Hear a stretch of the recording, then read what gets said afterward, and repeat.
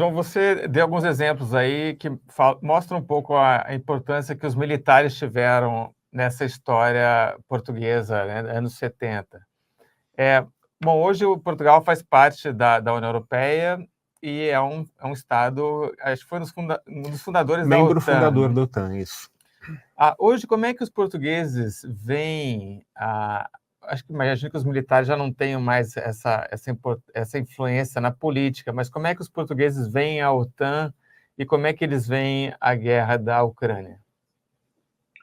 Olha, em primeiro lugar, enfim, o papel dos militares na política portuguesa hoje é nulo. Os militares, depois do 25 de Abril e depois do 25 de Novembro, ainda mantiveram, até 1982, uma certa tutela sobre a política portuguesa. Mas depois, com a revisão da Constituição, essa tutela militar desapareceu e, portanto, hoje os militares estão onde devem estar, que é nos quartéis, e desempenhando as suas funções de segurança, integrados na OTAN, e, portanto, não há qualquer confusão entre a vida política civil e os militares. Portanto, sobre isso não há nenhum problema de regime com os militares, não há nenhuma tensão entre o poder político e o poder militar, as coisas estão perfeitamente claras, cada macaco está no seu galho. Sobre a OTAN, os portugueses em geral, a maioria dos portugueses, em primeiro lugar, houve uma sensação de choque com a invasão russa da Ucrânia. Essa invasão de choque deve-se ao facto de, enfim, a Europa já não tinha uma guerra desta dimensão e com estas implicações desde a Segunda Guerra Mundial. E, portanto, o problema da invasão russa da Ucrânia é um problema muito sentido pelas opiniões públicas europeias, com tudo o que isso significa, com os milhões de refugiados que chegam a todos os países da Europa, com o agravamento da inflação, com a necessidade de se apoiar a resistência ucraniana. Portugal também tem feito esse esforço dentro das suas possibilidades, como é óbvio, para contribuir para a defesa militar da Ucrânia. E, portanto, eu diria que aquilo que se está a passar na Ucrânia atingiu profundamente as opiniões públicas europeias e também a opinião pública portuguesa. Para quem está chegando agora, o nosso canal no YouTube, ou os nossos canais no Spotify e no Apple Podcasts, esta é a 23ª edição do podcast Latitude. Nós estamos entrevistando o escritor, cronista e cientista político João Pereira Coutinho, que fala conosco diretamente de Portugal. João, queria aproveitar, já que entramos no assunto guerra da Ucrânia, para que você comentasse as declarações, a nosso ver, desastrosas que o presidente Lula tem dado sobre o conflito desde que era candidato no ano passado e ainda agora, já quando se tornou presidente. Aquilo que ele disse sobre quando um não quer, dois não brigam, sobre o governo de Volodymyr Zelensky ser tão responsável, do país invadido ser tão responsável pela guerra contra os invasores russos. Nessa visita à Europa, nós vimos o Lula levar uma espécie de lição, primeiro do Augusto Santos Silva, né, que é o presidente da Assembleia da República, o presidente do Parlamento português, e em seguida do Pedro Sánchez, o primeiro-ministro espanhol, quando o Lula, logo depois da viagem a Portugal, esteve em Madrid. Os dois fizeram muita questão de destacar que a Ucrânia é o país invadido e que a Ucrânia, enfim, precisa da assistência da Europa.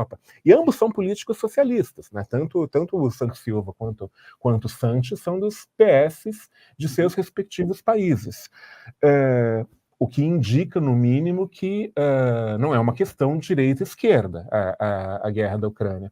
Você acha que o fato de a Europa estar tão próxima do teatro das operações da guerra na Ucrânia ajuda o continente, ajuda os políticos do continente, mesmo a esquerda, a terem essa visão realista e completamente contrária a que o Lula expôs? Que ajuda, não tenho dúvidas, mas não acho que seja apenas a proximidade geográfica. Uhum. Acho que também há uma certa proximidade do ponto de vista dos valores e daquilo que está em jogo na guerra da Ucrânia. sobre as opiniões do Lula, eu não sei bem qual é a opinião do Lula, porque, de acordo com o auditório, o Lula parece ter uma opinião distinta.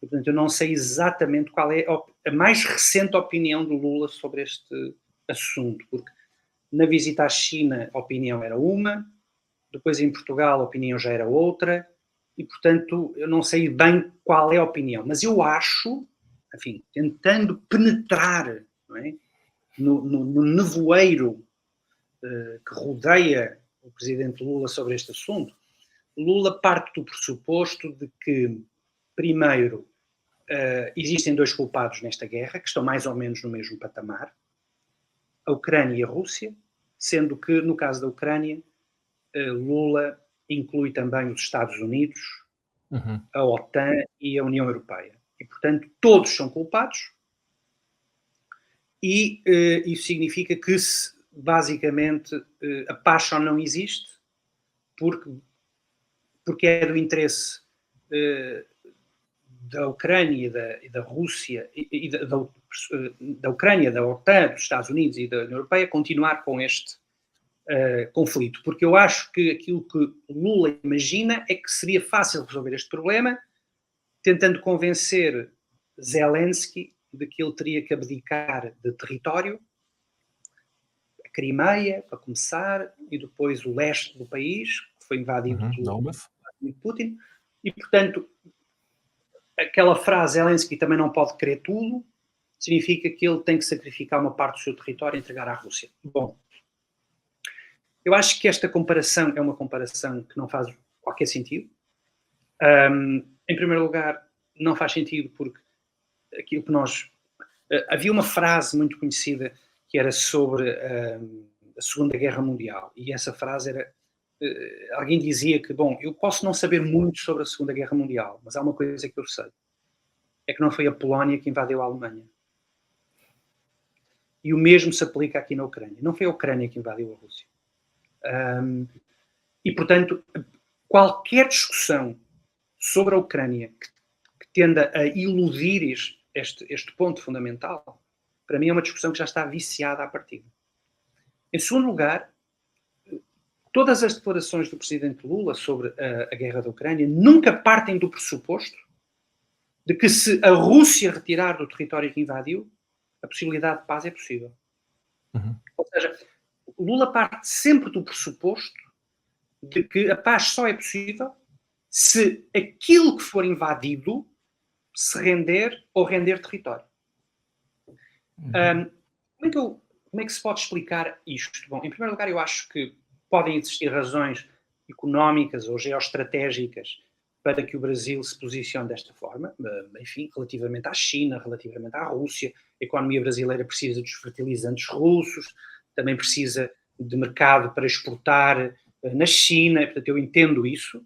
Também entendo que, do ponto de vista geoestratégico, Lula imagine que pode ter um papel relevante em todos estes países não alinhados, de forma a contribuir para um mundo multipolar. Também acho que existe aqui uma dose de, enfim, anti-americanismo que leva Lula à posição de que tudo aquilo que é inimigo dos Estados Unidos provavelmente deve ser olhado com outra compreensão, e aí inclui-se Putin, inclui-se Xi Jinping e outros ditadores. E, portanto, aquilo que eu digo é que outro dos motivos pelos quais eu achei o convite a Lula para discursar no Parlamento Português no 25 de Abril foi um erro, deve-se ao facto de, ao colocar a Rússia e a União Europeia e a OTAN nos mesmos patamares, ele pelo menos não teve a elegância de não insultar o país que o estava a receber.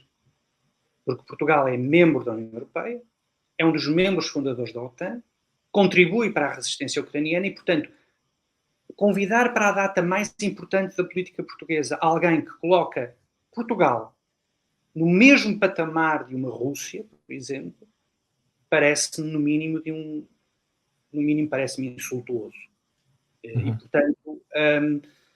E, portanto, eu acho que uma das coisas que a guerra da Ucrânia mostra é que todas todos os temas que são caros à esquerda, a luta contra o imperialismo, a luta contra o colonialismo, a luta contra o fascismo até. No caso da Ucrânia, nós temos todos esses temas lá. Vladimir Putin invade o país porque tem uma concepção do papel imperial da Rússia. Imperialista. Uhum. Invade o país porque gostaria que a Ucrânia, ou pelo menos uma parte da Ucrânia, fosse uma colónia russa. Isso seria importante do ponto de vista económico, demográfico, etc.